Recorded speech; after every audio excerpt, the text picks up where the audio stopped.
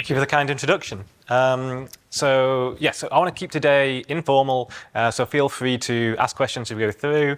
But let's just start. So how many people here, how many organizations are going through digital transformation at the moment? Everyone. How many people have played with ChatGPT? How many people actually know how it works behind the scenes in terms of the mathematics, the PyTorch implementation? One, maybe two. So I'll talk through how we at Goldman Sachs are thinking about digital transformation, the cultural transformation we're going through, and then I'll touch on generative AI. I'll try and get you the bluffer's guide from zero to defensible in that as well as we go through. So as we mentioned, so everyone's going through digital transformation and everyone's talking about it, but there's a lot more to just the technical implementation than moving to the cloud or decommissioning software. It's really, you're going to focus on how is it impacting your people, your organization, and the culture. And everything's moving so fast nowadays. Some people are being brought along the journey with us. Others are potentially getting left behind. And it's up to us as leaders to make sure that we are all coming along this journey together. The benefits, of course, are efficiency, but it's also on the people side. Retention is key as well, and we'll talk through that, because people don't join organizations to turn the handle doing mundane things day in, day out. They want to be using their brains, and so automation is going to be key to helping retain talent as well. And then some of the mindsets we're going to talk through is kind of just this whole running at the hardest problem, not quote-unquote clipping coupon of just coasting once you get to a certain level. It's always identify the hard problems and then run at that and try and solve them for yourselves and your organizations. So for people who were here at the dinner last night, Miles gave an excellent talk. He was a blind explorer, and one of his takeaways was the only limit you have on yourself is the limits you put on yourself. But some of the quotes I liked, either from the presentation or otherwise, is you can do anything in life, you can't do everything. And that's true both for yourself and your organization. You can't run at every single possible thing, because if you do that, you'll do everything poorly. So you need to choose your battles and choose what's going to really move the needle, both in life and in your organization. Similar on the third one is kind of, you can either do everything badly or choose what to do well. And that's a key thing. The mindset that's done me well in my career is also to think like an owner. Whether you're an employee or a junior person or a senior person, think like you are the owner of the organization. And eventually, your title should catch up. And the final one from Miles I liked was team. What does it really mean and stand for? Like, together, everyone achieves more. So, who am I? This kind of page is somewhat superfluous, it's irrelevant, but just for context. So, undergrad, master's, PhD at Oxford, background is in cancer research. I'm currently doing a CTO executive MBA at Berkeley. I've worked at CERN, I've worked at Credit Suisse, and now I'm a managing director at Goldman Sachs. For me, it's always been about seeing how high the beanstalk can go in life and in everything. So again, it's running at hard problems. When someone says you can't do something, go and do it. And I've taken that to heart throughout my whole life. And it's really kind of you get out what you put in. So in university, rather than just doing the education, I also was the president of the student union. I rowed, but also captained the boat. Similarly, when employment, you're not just doing your day job, it's trying to find time to always upskill yourself and focus on your education. So there's plenty of opportunity to learn in your personal time. And so I've spent a lot of time learning about machine learning, deep learning, neural networks, and everything else of that. So everyone should be in a leadership role trying to avoid becoming stale by continuing to drive and learn. Because if you as a leader are not setting example to continue to upskill yourself and to stay ahead of the stale curve, how do you expect your organization to kind of follow through? And then also, it's not just about education, it's not just about employment.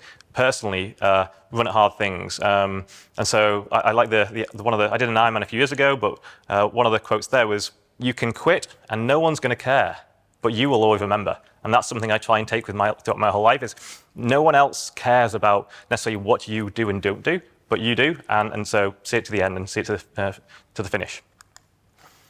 So transformation. So Goldman's been running at transformation for a long time. But we try and think about it to lead with the why, not the what. And by that I mean, don't focus on the technical implementation details, aka the why. Focus on the what. Focus on the why, as in the cultural side of the transformation. So put clients at the center of everything you do and work back from them. Also, put your employees at the center of the discussion and work back from them. Because if you don't give clients what they won't stay with you. If you don't give employees what they won't stay with you.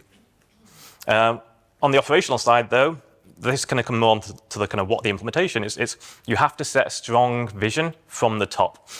We've seen many times where people have a scattergun approach, and everyone's trying different things, and you end up having technical debt all over the place. But having a strong vision from the top is key. So in our world, there was a mandate: 95% of all on-prem solutions need to be in the cloud within 7 years.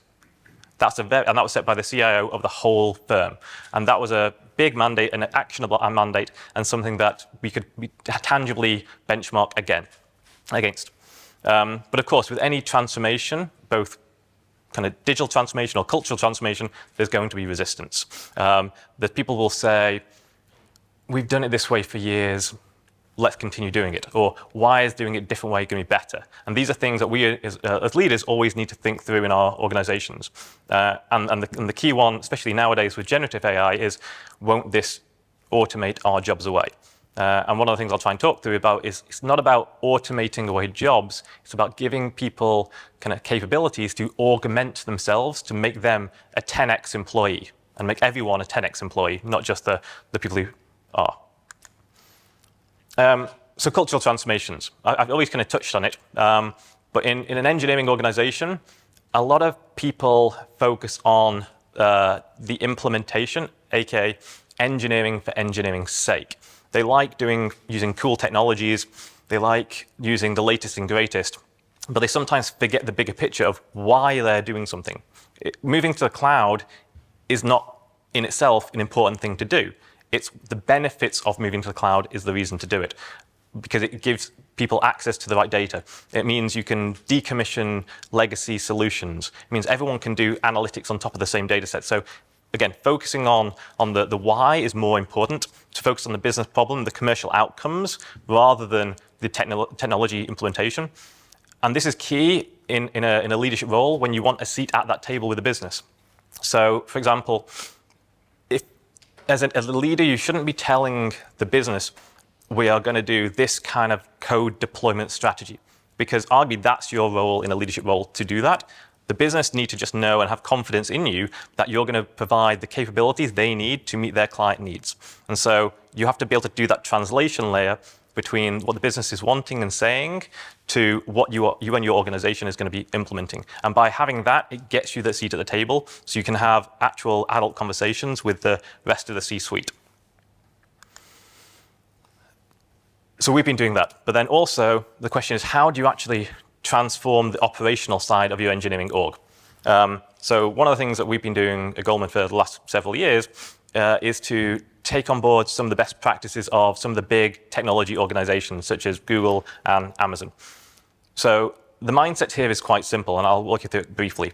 But it's really just, again, to working backwards from the client. So don't focus on the technology solution, focus on the benefits to the client and work backwards from that. Then it's also, just because a project's been going on for 2-3 years, doesn't mean it should continue to go on indefinitely unchecked. You should start with a mindset on 1st of January every year, everything resets to 0. It's the whole trader's mindset that you may have made lots of money last year, but come January 1st, you're all back to square one. And that's the mindset you should be doing when you're thinking about your projects. Just because people have been working on it before doesn't mean it's going to continue going forward. So you should really do a bottoms-up approach of what does the business need, the long laundry list, and you'll probably have enough work for 10 times the number of employees. But then a top-down list of what's really going to move the business, and you compare that forward-looking approach to what's the current in-play approach, and then make the difficult decisions around killing projects that had been going on for time, or upsizing resourcing to one project versus another. But these hard decisions as leaders are things we need to do to make sure we're really putting the effort into the right things that are moving the needle, especially in this ever-changing world. Narrative memos are key as well, because this really gives accountability, not just to the engineers implementing things, but to the business people who ask for something. I'm sure people here have had cases where a CEO or a senior person has said, we are desperately needing to do X. But then 6 weeks later, or a month later, or 2 years later, they've forgotten what they asked for. And so the accountability doesn't just have to be on the engineering CIO functions of delivering things on time to a high bar, but it's also on the client, its internal CEOs, to make sure that what they ask for, they actually end up using. And they're accountable for, as well as the engineering, for delivering it. And if they're not accountable, if they aren't willing to sign their name on saying, yes, we're going to do X, then you shouldn't necessarily put your resourcing into X, because they're not going to reward the organization for doing X if they're not willing to put their name against it. So this is a whole back to the stakeholder accountability. And this is something we've been driving through, and this avoids projects becoming orphaned and just going on indefinitely with large groups of people working on things, but no one in the organization knowing why or what, and there's no commercial outcome. So we've talked about digital transformation, organizational transformation, and the social and commercial considerations. Alex's cartoon is something. It's always quite funny if people haven't seen it. It's a cartoon about people in finance talking about day-to-day activities, and it comes out a couple of times a week. And this one's about the return to office. So the question is, why put people back into the office? So the thing to remember is there are many different stakeholders and there are many different consequences for all decisions. And so a large organization will be saying, come back to the office so that we can have collaboration. Everyone's in the same place. But it's also because if you're investing in real estate, you need people back into the office so that people are using the real estate. And so there's always the multiple considerations. For employees, they want to have the work kind of camaraderie and the culture and seeing their friends, but they also want the flexibility to stay at home. And so there are lots of different considerations when you're making a decision, not just the things that are necessarily presented in front of you. But there are also unintended consequences as well as the intended consequences. And these are the things that need to be thought through, not just with return to office, but in any decision you make as a leader. What are the actual consequences you care about, plus what are the potential unexpected consequences? So we'll now run through some of the things I've kind of learned in my time at GS and the way to kind of enable you to scale. So one of the things I try and do is to identify what is the hardest problem. And as leaders, you should be finding what's the hardest problem. You should then go and figure out what is the right solution. So learn it, become an expert in it. But the final thing that most people don't do is to give it away for free. The giving it away for free is critical, because if you don't give it to someone else who needs a learning exercise, a stretch project, you'll never have the bandwidth yourself to run at the next hardest problem. And so I've seen a lot of people in their careers plateau because they're so busy being the go-to person for X that they don't have the bandwidth to do Y. And so it's the challenge to yourself is to become the expert in something you never knew anything about, but then to give it away and run at the next hardest problem. And that's a scary thing to do, because you tend to build your career being the expert in X. But to give that away to someone else, you don't lose you might lose responsibility, but you never lose accountability. And so if you really want to have a broad fingers in every pie, this is the way I've learned to deliver at scale across everything and have impact in everything. Similarly, the skills triangle. So engineers are known to be very technically proficient. We all know that certain engineers aren't necessarily the most commercial in their understanding. And a lot of people you can't necessarily put on stage or to present to leaders. And so it's really a skills triangle. And everyone in engineering tends to focus just on the technical proficiency. But one thing as leaders that you've all obviously done well at is to really bridge this gap, and you want to be in the middle.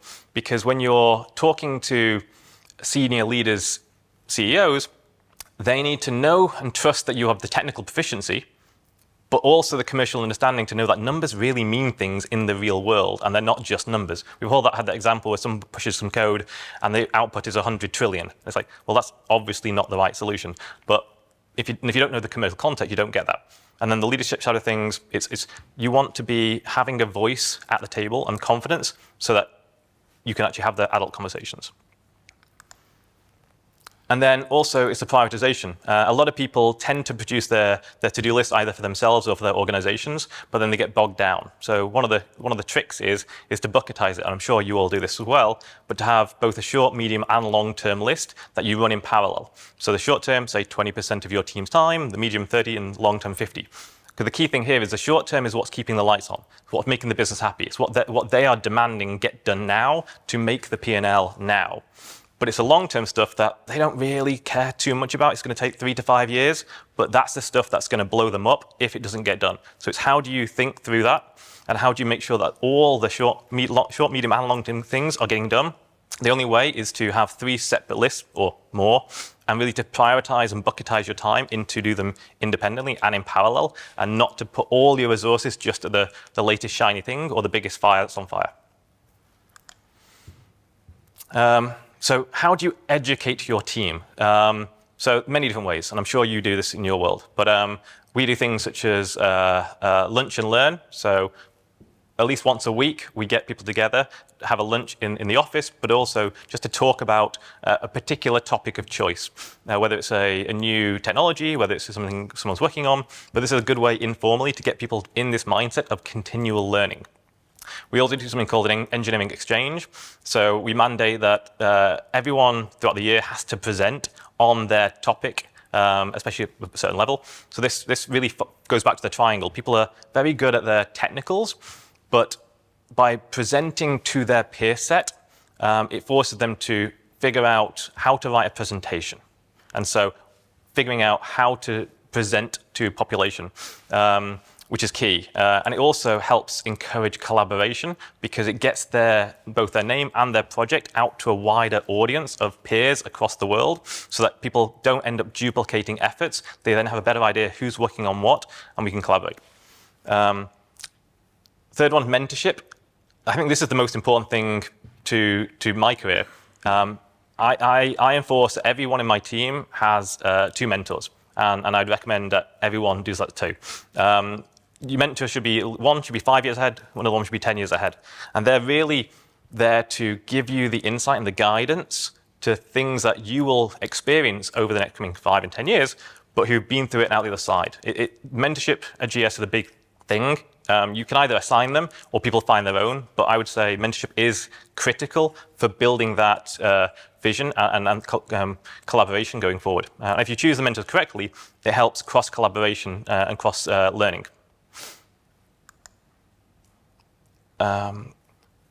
Culture. So this is key as well. So my notes. So everything's relative. What do I mean by that? When you're doing cultural transformations, so you get some people have come from one world where everything is manual, everything's Excel-based, and you try and combine that with people who've come from everything's digital, everything's real time. When you bring these kind of teams together, of course you're going to have cultural clashes, but everything is relative to their previous experience. So how do you bring both sides along this journey? And the only way to do that is to show what is the benefit to both sides for going down this journey. Leadership motivation is key. So when you get to a certain level of seniority, whether maybe it's a few years before retirement, you need to ensure people are still motivated to continue to give their full effort the whole time and aren't just necessarily coasting, clipping coupons until they retire or until X, Y, and Z. So how do you motivate leadership, who are arguably the most senior people in the firm, to continue to be driving the same way they were when they were in their 20s, when arguably their lifestyle and their position is different and their motivation could be slightly different. So driving innovation and passion at the top is also key. Architectural decisions is key as well, in the sense that what's best for the company may not be the best for an individual person's CV points. And so always consider when someone's saying we want to use this latest technology or this latest tooling, what is the motivation? Is it really to benefit the company, or is it more to gain CV points for when they bounce? Growth opportunities, everyone wants to learn. The best people always want to do more and learn. And so try and give people opportunities, try and avoid fiefdoms and people building kind of non-collaborative silos. And the only way to do that is to give people growth opportunities to go through. Corporate incentives. If people are incentivized to have bloated teams, in the only way to get visibility and promotions, people will hire people to get bloated teams. And so focus on what is the incentive, what is the rule set you're giving to your teams, and therefore, if you set the rules correctly, your teams will perform correctly. And the final one here is, everyone says they're too busy to learn. And it's true. It's hard to convince some people to spend that time to learn, but people become stale very quickly. And if you don't learn, if you're not spending your time innovating, staying on top of the curve, you will become stale, and you'll only be driving change based on the knowledge you had 10 years ago. Staying on top of the curve is key, and learning is key. So we've gone through cultural transformation, digital transformation, so let's go on to the more kind of sexy things. So artificial intelligence. We've got time. I won't go into too much detail, but the key thing here is to say, for those who don't know how it works, you take a lot of data, you take a big model, you calibrate the parameters of the model, and it spits an output. That's basically 80-90% of how it works. And so better data, bigger models, gives better inference. Artificial intelligence is anything and everything. Within there's machine learning, so another buzzword. That's basically just think of it as one big table of parameters. Deep learning is the same thing, but think of it as multiple tables of parameters. And generative AI is trying to go beyond that and trying, rather than just having input equal output, it's about input creates a new output that never existed before. But as we've all heard, there's a lot of innovation in the space, and the reason it's blown up most recently is because the matrix manipulation side of things was very computationally complex up until about 5 years ago, when a mathematical technique was introduced to make it so it could scale. And that bottleneck being removed meant that's why it's been an explosion over the last few years in capabilities.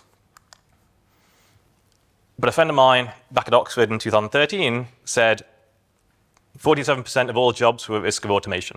And the only way to stay away from that is to acquire creative and social skills. It's a very famous paper. 10 years later, though, with generative AI, those creative and social skill kind of jobs are now directly under threat too. Famous quote from the head of Google earlier this year was, AI, in his view, is probably more important to humanity than even electricity or fire. And so these are the people at the cutting edge. So again, there's a lot of hype, and it generates a lot of VC funding.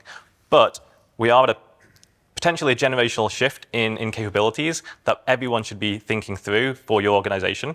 But also, back to the people side of things, how your organization is going to be thinking about this, both for themselves, their families, their jobs, and their future. So ChatGPT, we've all talked about. I'll skip there. But the key thing about this slide is just the pace of innovation. So it took 3.5 years for Netflix to get to 1 million users. It took ChatGPT 5 days. It's a very famous slide that says innovation is only increasing exponentially. On the left-hand side, the blue chart was when ChatGPT came out, the capabilities at solving different types of exams. A couple of months later, next version came out, and they're the green bars. And this is not changing in every decade in the way it used to. This is changing monthly now. And the capabilities are really getting quite impressive, and it's only getting faster. So these are language models. Basically, you put in a large quantity of text, and it spits out more text. There's equivalent ones where you put in text, and it comes out with images or videos. But really, it's back to the whole thing. Good quality data, a model spitting out an output you want. And so the question there is less about the model as such. It's about what is your business problem. Back to what are you trying to do? Just throwing a model at something isn't important. It's what are you trying to do, and what data have you got to make it important for your organization? So this is the transitions. This is the foundational model. This is effectively only in the last 3 to 6 months. This is where you go from everyone having a unique data set and unique model for their unique problem to having these foundational models, which are effectively, it can do anything across text, images, speech, structured, unstructured data. It's really one of these situations where now it's going to be doing anything and everything. They're extremely large, extremely powerful, and it can answer questions you didn't even think possibly before. And so this is literally cutting edge. But this is why everyone's getting so spooked in the media and in industry. The capabilities are just astounding and only getting better. But what's important, though, is your data is the most important thing. So having a general model to answer general questions like ChatGPT is all good and well.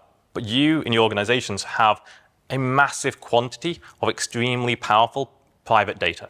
That is the key to making your organizations excel at answering questions, is not to put it into a general model trained on general Wikipedia, is to get outputs based on your data. So, and the capabilities are now where you can train models based on your private data to answer real questions. Start small, iterate. It's better to fail fast than to fail slowly. The key thing when you're talking about it to your people is it's not about replacing them. It really isn't. It's about making them more efficient. It's also about retaining them, as I mentioned originally, around how to help them do more with their time, but also do things that they couldn't historically do. I was at a talk a week ago where there was a case where copywriters were writing descriptions of products, but the company wanted to pivot the style of copywriting, and they wanted to go back and rewrite the description of 10,000 products. Humans can't do that. Once you've trained a model to make it look and sound and feel like a particular copywriter with a particular style, you can auto back-populate all of that real time. And so it really gives you capabilities. You start thinking outside the box. So what couldn't we do historically, but what we want to do is now becoming possible. But security is key.